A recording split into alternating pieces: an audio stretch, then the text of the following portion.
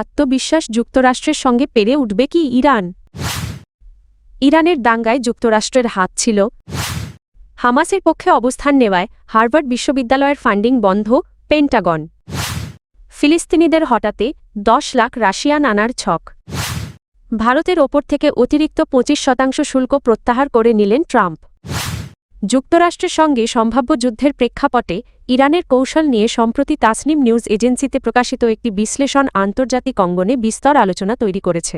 Islamic Revolutionary Guard Corps IRGC ঘনিষ্ঠ ওই প্রতিবেদনে বলা হয়েছে, সরাসরি সামরিক শক্তিতে তারা চিহ্ন যুক্তরাষ্ট্র তারা চিহ্নকে পরাজিত করা বাস্তবসম্মত নয়, তবে দীর্ঘমেয়াদী সংঘাত টেনে নিয়ে গিয়ে বিশ্ব অর্থনীতি ও আন্তর্জাতিক স্থিতিশীলতাকে গুরুতরভাবে ক্ষতিগ্রস্ত করার সক্ষমতা ইরান রাখে। ধাপে ধাপে সংঘাত বিজয়ের নতুন সংজ্ঞা।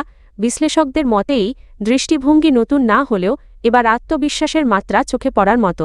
প্রতিবেদনে একটি ধাপে ধাপে যুদ্ধ কৌশল তুলে ধরা হয়েছে, যেখানে লক্ষ্য সরাসরি বিজয় নয়, বরং যুক্তরাষ্ট্র ও তার মিত্রদের জন্য যুদ্ধের খরচ অসহনীয় করে তোলা।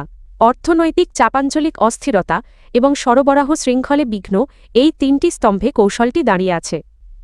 টিকে থাকাই বিজয়, সহনশীলতা ও বিঘ্ন সৃষ্টি।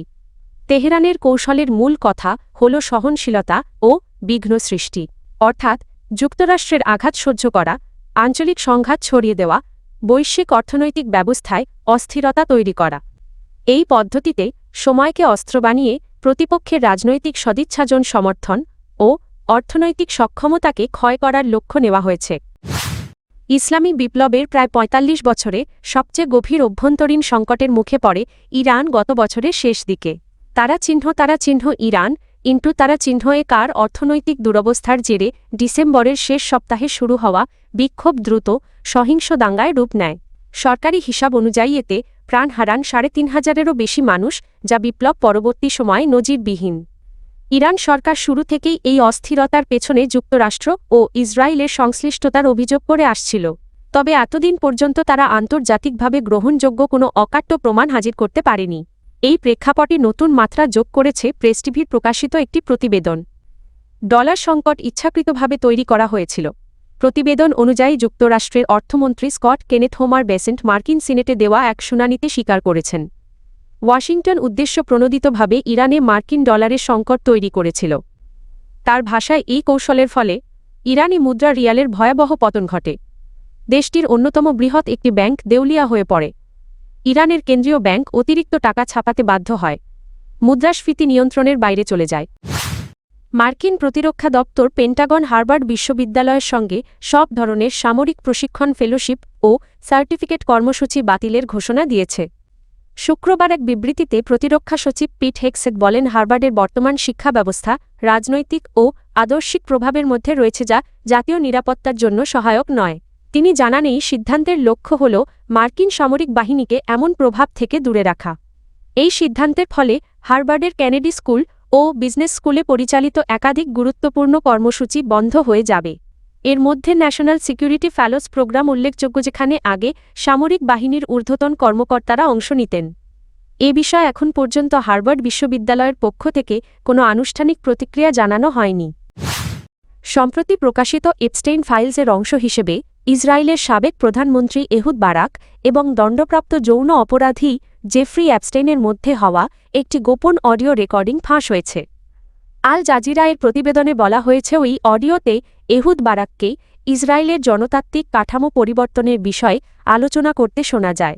সেখানে তিনি ফিলিস্তিনিদের জনসংখ্যাগত প্রভাব কমাতে ইসরায়েলে প্রায় 10 লাখ রুশ নাগরিক আনার পরিকল্পনার কথা উল্লেখ করেন।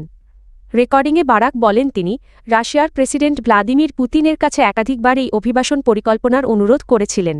তার মতে বিপুল সংখ্যক রুশ অভিবাসী ইসরায়েলে এলে দেশটির জনসংখ্যাগত চিত্রে বড় ধরনের পরিবর্তন আসবে এবং ইসরায়েল সেই বাড়তি জনসংখ্যা সামাল দিতে সক্ষম হবে।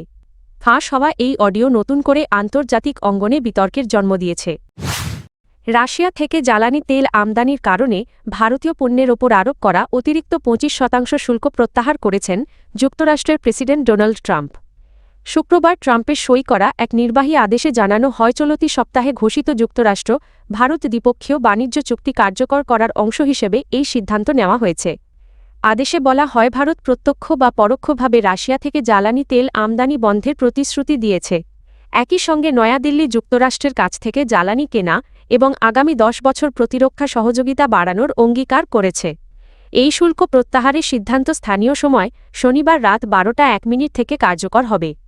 মার্কিন প্রশাসনের দাবি ইউক্রেন যুদ্ধের প্রেক্ষাপটে ভারতের প্রধানমন্ত্রী নরেন্দ্র মোদী রাশিয়ার তেল কেনা বন্ধে সম্মতি দিয়েছেন।